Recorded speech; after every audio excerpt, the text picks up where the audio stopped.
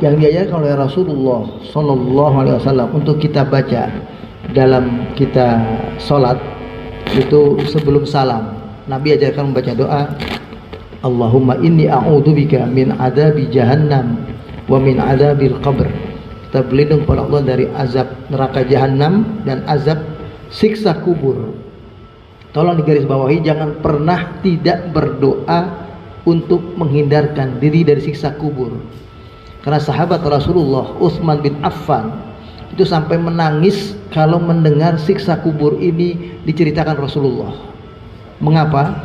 Karena ya, mereka ini disebut mubasysyirina bil jannah, orang yang diberi kabar gembira dengan surga.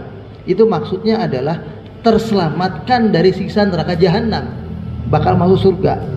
Tapi siksa kubur belum tentu. Tolong digarisbawahi. Itulah yang membuat sahabat Utsman bin Affan menangis, karena siksa neraka jahanam mereka terjamin untuk tidak disiksa, tapi siksa kubur mereka belum terjamin.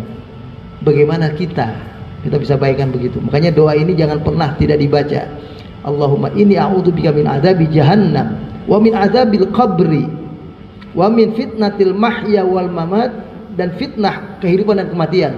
Nah, fitnah ini macam-macam semuanya, termasuk fitnah umat Islam jatuh, umat Islam terpuruk, umat Islam seperti di Palestina sekarang ya, yang dibom sedemikian rupa oleh Israel seperti itu, umat Islam terkebelakang, umat Islam bodoh dan semacamnya semua. Itu namanya fitnah hidup dan fitnah mati ya. Kemudian fitnah mahya wal mamat wa min syarri. Nah, kalau untuk dajjal pakai syarri, dan dari kejahatan Masihid Dajjal, kemunculan Dajjal. Nah, jadi Dajjal itu akan mungkin dialami oleh kita umat Islam. Itu maksudnya. Jadi bukan yang tadi, kalau kiamat tadi yang sudah hampir terjadi kiamat, hancur semuanya, itu umat Islam sudah tidak ada. Tapi ketika munculnya Dajjal, umat Islam ada. Justru tadi umat Islam itu ya adalah umat Islam sudah terkristalisasi. Orangnya hebat-hebat, munculnya ada di Madinah, ada di Mekah. Mereka lah yang berjuang untuk menghancurkan Dajjal itu, dipimpin oleh Imam Mahdi, didampingi oleh Nabi Isa alaihi salam. Jadi doa ini harus kita baca. Bahkan ada hadis Nabi yang mengatakan salah satu cara kita untuk bisa menghindarkan diri dari Dajjal, hafalkan surat Al-Kahfi 10 ayat yang pertama atau 10 ayat yang terakhir. Usahakan dihafal ya. Kalau orang masih membaca ini dan orang juga membaca seperti tadi bacaan Allahumma inni a'udzubika min adzabi jahannam wa min adzabil qabr wa min fitnatil mahya wal mamat wa min syarri fitnatil masihid dajjal, itu ada yang mengatakan Dajjal belum akan muncul. Munculnya nanti itu justru ketika umat sudah banyak tidak lagi membaca doa ini. Jadi kalau doa ini udah mulai pada nggak baca, lupa atau mengabaikan baca surat Al-Kahfi, baru munculnya itu Dajjal itu. Ada yang menafsirkan begitu. Wallahu a'lam bishawab.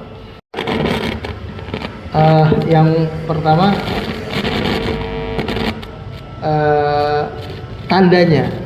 Jadi Nabi Isa alaihissalam itu beliau muncul tadi yang diceritakan dalam riwayat tadi itu di Dimash atau Damaskus itu dikenali oleh Imam Mahdi. Imam Mahdi itu kenali karena dia tampangnya beda dari yang lain. Karena orang ini Imam Mahdi sudah biasa berjalan bersama dari Madinah ke Mekah, dari Mekah berangkat ke Syria itu atau ke Syam atau ke Damaskus itu udah kenali semuanya, yang pasukannya semuanya dia kenali.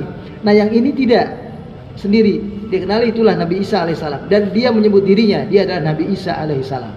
Jadi kita akan kenal karena dia memperkenalkan diri dan dikenali oleh Imam Mahdi. Itu adalah Nabi Isa alaihissalam. Kemudian apa yang terjadi? Begini, semua tanda-tanda besar kiamat ini itu diceritakan dalam hadis-hadis yang sahih. Yang hadis-hadis ini menceritakan, tadi ada yang belum saya ceritakan, ketika Dajjal wafat, saat itu kan orang yang ikut dia adalah orang-orang Yahudi kebanyakan itu. Orang-orang Yahudi itu dalam hadis itu disebutkan Mereka bersembunyi di sebuah tempat yang karena waktu itu batu dan pohon bisa berbicara. Semua batu dan pohon. Jadi dia bersembunyi di balik pohon, di balik batu.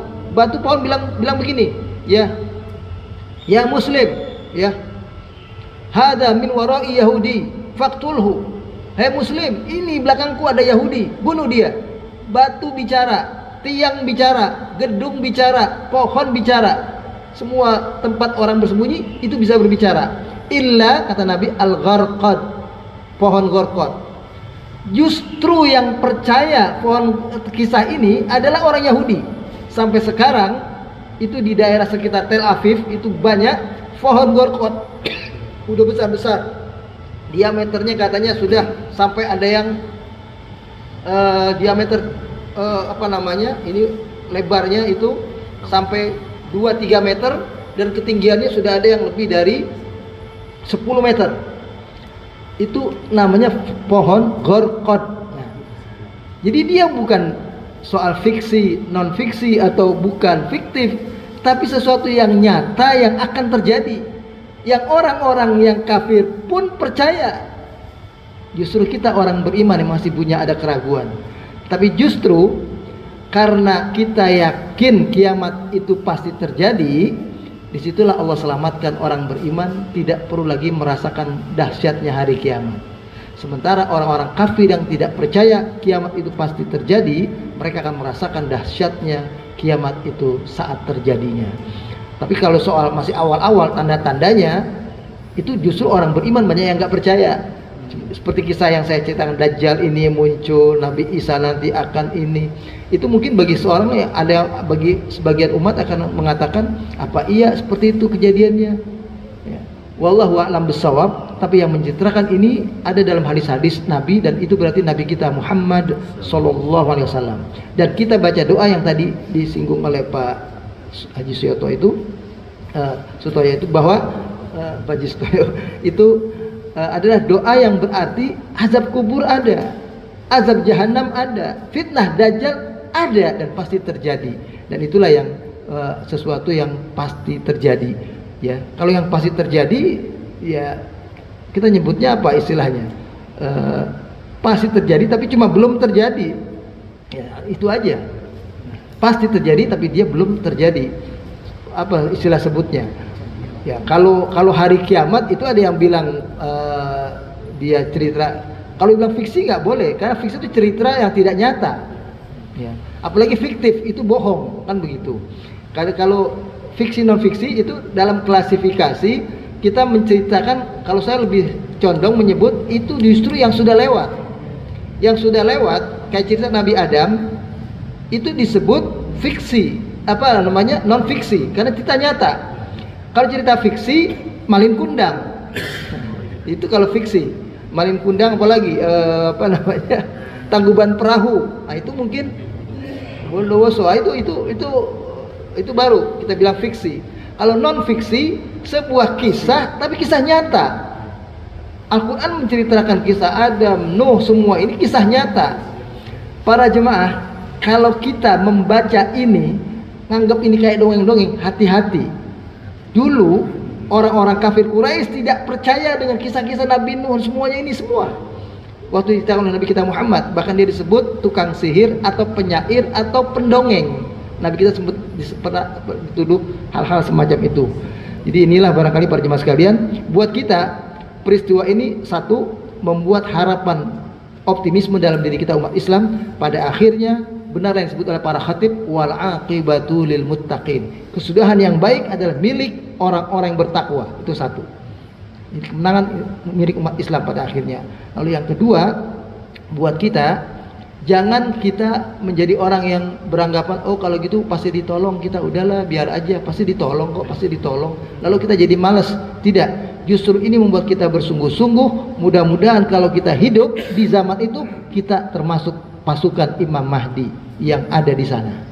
Karena itulah orang-orang yang istimewa saat itu yang membela umat Islam dan akhirnya membuat umat manusia yang berikutnya menjadi muslim setelah itu.